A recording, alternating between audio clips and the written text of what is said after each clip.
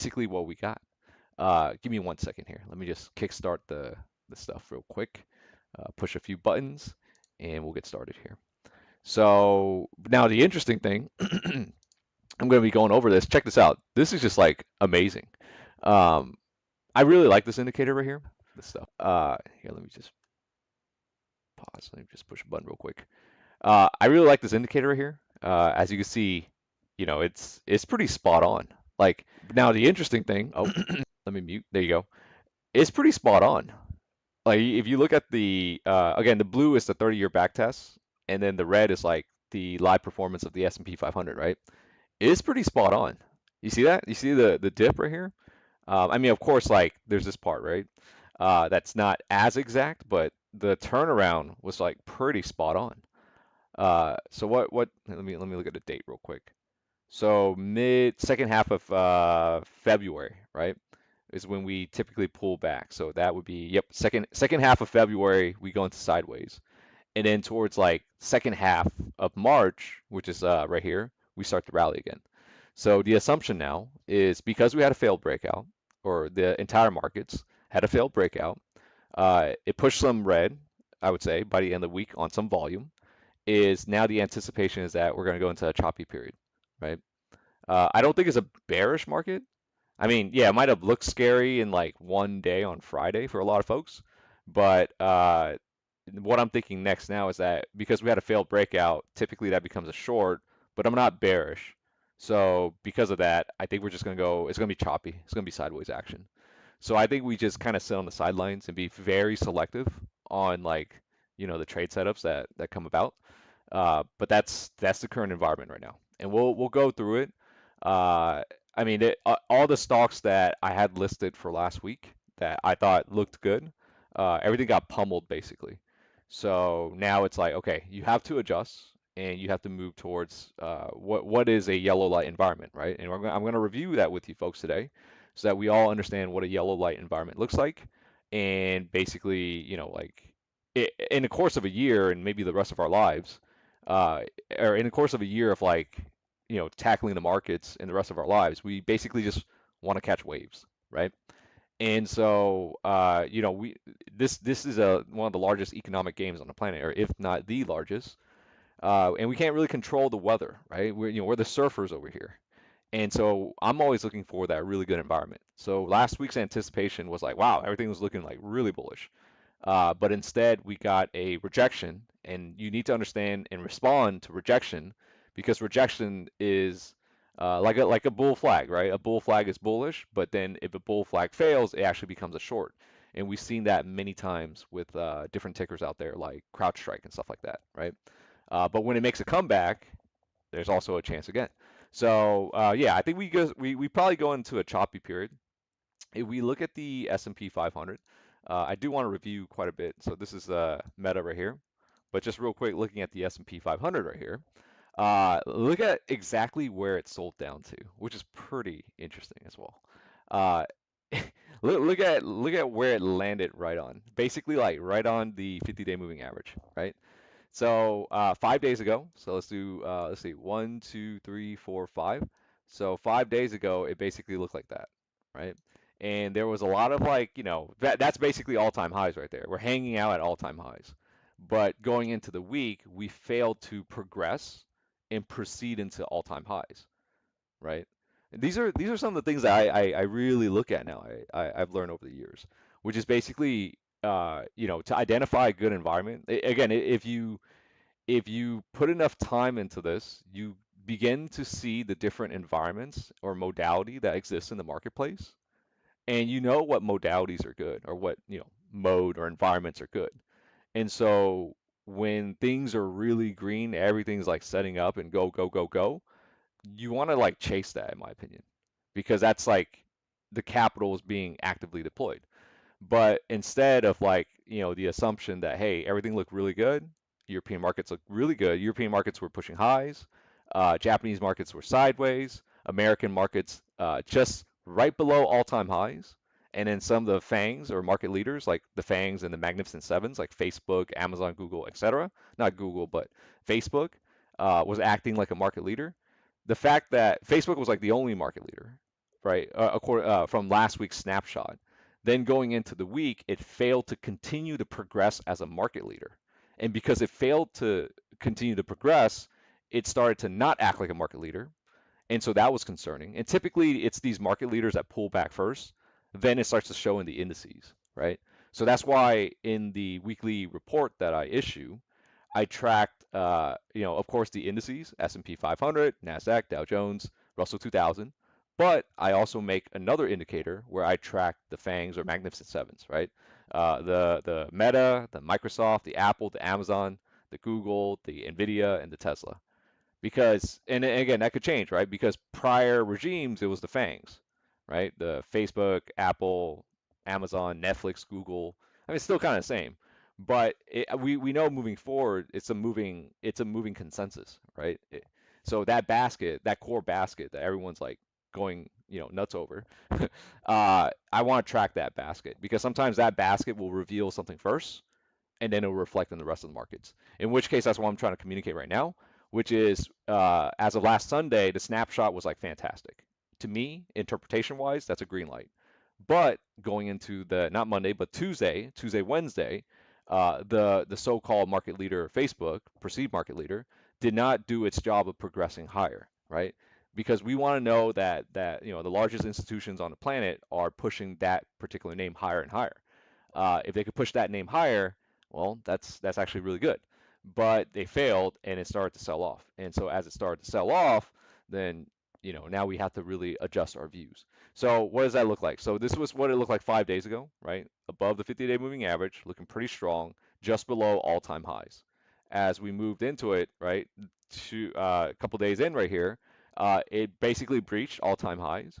Then we basically got resistance and a big sell-off right here, right? Big rejection. Now, this could be, it could be like a big test of the marketplace. Like if you've been in the marketplace long enough, like these institutions, they kind of know how like the retail traders like operate. So sometimes they will just stage an event like this right here, right? To maybe push out, to weed out the weak hands. That could be a possibility. Because it did land right on the 50-day moving average right there, as you can see. They push out weak hands, and then next thing you have like a phenomenal rally. I hate that. I hate those fake outs. It literally, those are ones where like you're so, focused on risk management that you stop out, but then after that it's like the markets run. So I'm not saying it's a red light just yet. I'm just saying that look, come next week, right? I mean, the anticipation now is yellow light, but the markets are tricky, right? I mean, remember, this is the most sophisticated game on the planet. Come Monday or come next week, a scenario could just rally back up and then proceed to all-time highs. And then basically last Friday was just a blip. So you got to be open to that scenario as well. But for now, a lot of the setups, it just basically got disrupted, and I think I just need time to see it rebuild out. For the most part, the segments that really performed this week, obviously the China segment, right? Like Alibaba, that one really ran up. But the China related stuff, they're catching a bid, so that's something maybe to look at moving forward. What else? A lot of the stocks that I was looking at, I mean, there's so few now because all the charts are damaged. You gotta just take a step back when market conditions change like this. And what else? Yeah, there aren't many plays this week. I mean, if you ask me on the short side, yes, but overall, that's what I'm seeing. So, if the markets push us back into sideways mode, well, we got to just adjust. Bernard says, I went to the car show, which is on today. Wait, I went to the car show, which is on today. There are so many nice electric cars on the market, and most get about 300 miles now. BMW and VM say we'll have 600-mile cars out in less than a year. Tesla could be in trouble. I mean, sure. That could be the case. I mean, it's a very, very, very fierce competition. But what I'm looking at right now is that there seems to be sensitivity at more of a macro level. We have volatility spiking. I mean, that's like a micro analysis focus on Tesla. Yes, I agree. But there's something bigger right now that I'm trying to look at. JL says BYD could be on the rise. Is that the BYD car brand, or are you talking about this stock right here? I think there's a BI. Correct me if I'm wrong. Oh, the car. Okay, never mind, never mind. Not this one then, because this the stock. Yeah, I've heard about that one as well. Um, but yeah, I mean, this is the current state of the markets, I would say. So again, just for folks, I know I saw people trickling in. Just a little bit of a repeat right here. Basically, if I could summarize the week, summarize last Sunday. Last Sunday was a genuine snapshot of green light, at least by my interpretation. But if I summarize the week and what happened, it was a all-time high market breakout attempt, fail, rejection, and then back the other way. And as we go back the other way, we're sitting right on the 50-day moving average, right? It's pretty much lined up with the seasonality over here. Again, this is the the tool that I like to look at, and let me zoom out to give you guys a little bit more perspective. Look how solid like this. I mean, this I was just impressed by this right here. So so the red shows the actual performance of the S&P 500, and then the blue shows the 30-year quantitative backtest average, right? So based off of seasonality, it's suggesting that going into the next month here, next 30 days, we're probably going to go sideways. And I kind of agree with that because again, I'm still bullish. I still feel bullish, but because we had this all-time high rejection right here on this arrow right here, right? We attempted to go higher, but we failed. Then the big players decided to sell off, so they want to see how low we could go, I'm guessing. And now we're just sitting on the 50-day moving average, right? So now it's just like chop because it could go in either direction. It could slide down lower to the 100-day moving average, or it could bounce come Monday on the 50-day moving average, and basically we have more chop. It could go like this, right? In which case we attempt to go to all-time highs again. In which case now that's like really bullish. But that's basically what I needed going into the week or this current week. I needed Facebook to be the market leader that it showed itself to be last week, but it failed to be a market leader. Now stocks like Walmart were also leading last week, but then now we pull up Walmart right here, it's also showing something else. How can we use biggest gainers and losers on FinViz? Are you talking about the home page? You could go to technical tab, sort by. Yeah, yeah, you could do what Edward says. Um, so this is Walmart right here. They were again 5 days ago. I'm going to take out one, two, three, four, five.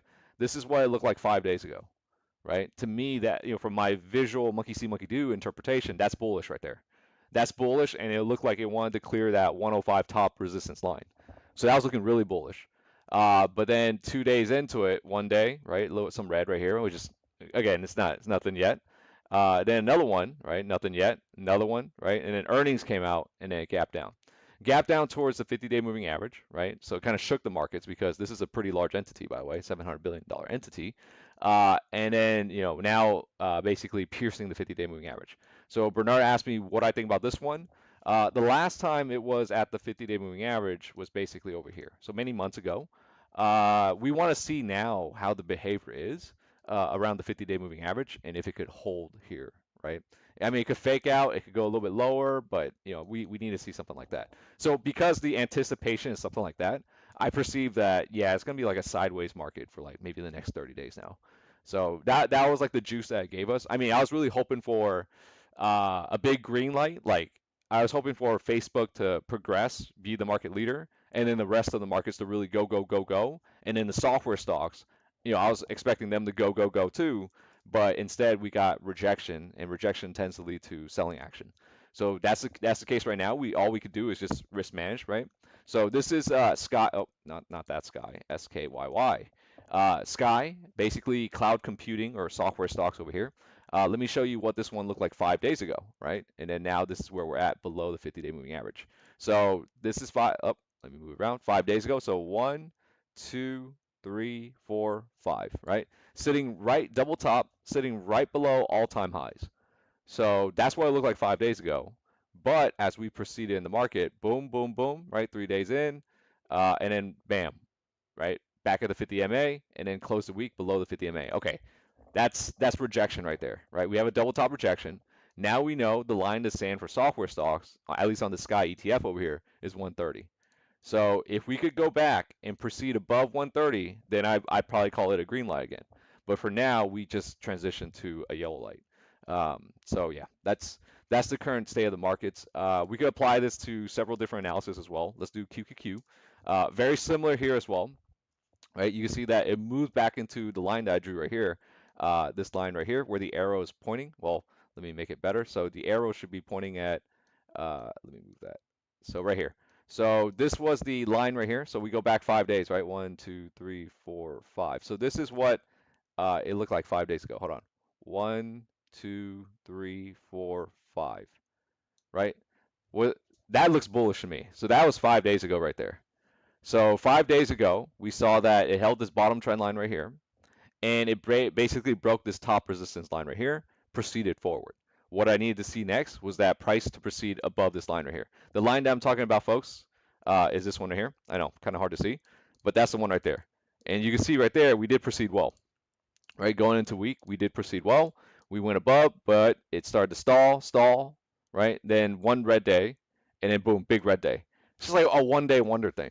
So that one red day, Friday, it basically pushed us back below this line right here, right? So now, again, the way I look at things is like we need to be above that line for me to regather confidence. If not, then now we're back to testing the 50-day moving average. It's just kind of like that, you know. It's just like a gradual step. It would have been, man, it would have been fantastic if we actually broke out